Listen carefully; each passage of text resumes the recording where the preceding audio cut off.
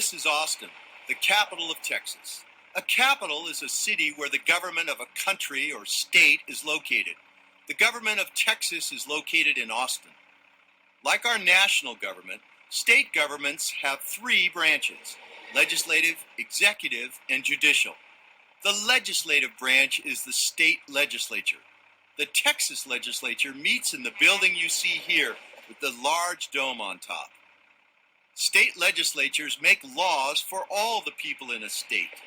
Most of the traffic laws in each state are passed by the state legislature. As a truck driver, I have to know and obey all these laws. State legislatures decide how much people must pay in taxes to the state. They also decide how that money will be spent. Truckers always want state legislatures to spend more money on improving the roads. The executive branch is headed by the state governor. It's the governor's job to make sure that all the laws passed by the state legislature are carried out. State courts make up the judicial branch. State courts judge people who are accused of breaking state laws.